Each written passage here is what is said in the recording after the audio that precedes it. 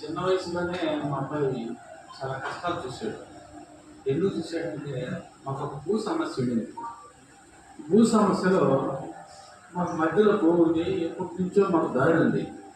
ఆ దారిని వాళ్ళకి అనుకూలంగా నేను ఉండలేదనే కారణంతో ఈ దారి తీసేస్తే ఏ కాడికి మన దగ్గరకు వస్తారనే ఉద్దేశంతో నా విషయం తెలిసి కూడా వాళ్ళు దారి తీసేసి ఎందుకు తీసేసారంటే ఇది మా భూమి అన్నారు.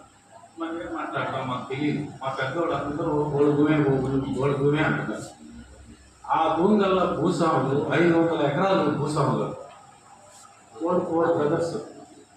ఊళ్ళో ఒక మండలాన్ని శాసించగలిగే శక్తి జరుగుతుంది. నేను వాళ్ళ దగ్గరికి వెళ్ళలేదు. వెళ్ళకపోతే వేరే ఒక ఆయన వచ్చి నేను పరిష్కరిస్తాను, నువ్వు ఏం కేసులు విసిరిగారు అక్కడ అక్కడికి వచ్చి వాళ్ళు బంధువులు పరిష్కరించలేదు. నేను దానిపైన గట్టిగా పోరాటం చేస్తే కొంతమంది వచ్చి రాజీ చేయడానికి చూశారు.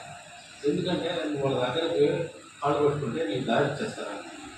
నేను చావనైనా చస్తాను కానీ కాళ్ళు మాత్రం పడుతుంది. వదిలిపెట్టాను కానీ వాళ్ళ దగ్గర వేరే సమస్యలు ఏంటంటే వాళ్ళ మాట ఏం లేదని నా మీద, మా అబ్బాయి మీద, మా కుటుంబ సభ్యుల మీద ఏం నేరం లేకపోయినా 5 కేసులు పెట్టారు. మా అబ్బాయి, మాకు 2 పిల్లలు, వాళ్ళు ఇంట్లో నుంచి బయటకు పోయారు, స్కూల్ ఏందో ఇల్లేందో. అలాంటి సమయంలో నేను మాట లేదని మా అబ్బాయి మీద కూడా కేసు పెట్టింది. ఆ కేసు రిజిస్టర్ అయ్యింది. తర్వాత మా అబ్బాయి తెలిసి బాధపడ్డాడు. నేనేం చేశాను, నా మీద పెట్టారు, నీ మీద పెట్టారు అంటే అదనపడతా అంటే నేను చెప్పాను. అంటే ఇంకా చెప్పేవాళ్ళు లేరు. మా బంధువులు కూడా ఒక సైడ్ అయిపోయారు. మేము ఒక కుటుంబం నిలబడ్డాం. పోరాటం చేసేటప్పుడు ఎన్ని సహజము. పోరాటం చేసిన చరిత్ర చూసుకుంటే ఇందిరాగాంధీ పోయింది, అందరూ పోయారు. రాజకీయ నాయకులు కానీ పెద్ద పెద్ద స్వాతంత్ర సమరయోధులు జైలుకి పోయారు. జైలుకి పోతేనే జైలుకి పోయినందుకు మాత్రం మీరు నేరం చేసినట్టు కాదు.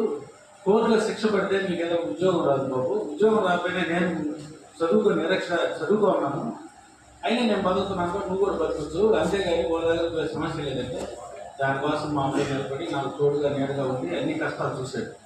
ఆ కష్టాలు చూసేటప్పుడు మేము ఇంకా ఏ అధికారి దగ్గర పోయినా మాకు న్యాయం జరిగింది. అంటే న్యాయం చేయాలన్నా వాళ్ళు డబ్బులు పెట్టేది, వాళ్ళు పక్షాన్ని పెట్టుకునేది. ఇంకా కోర్టుకి అప్రోచ్ అవ్వాలన్న టైంలో మాకు జరిగేది కష్టం ఉంది. ఆ కోర్టుకు పోవడానికి కూడా మాకు డబ్బులు లేక 3 నెలలు ఆగాం. 3 నెలలు ఆగి ఆమె కోర్టుకు పోయాం. ఆ కోర్టు మంచి చెడ్డలు నాతోనే వచ్చి నా దగ్గరగా చూశాడు. చూసిన మా అబ్బాయి ఈ సమస్యలు ఇట్లా ఉన్నాయి, మనకే నీకే అన్ని అందరికి పరిష్కరించే వాళ్ళకే మీకు ఇట్లా సమస్యలు వచ్చి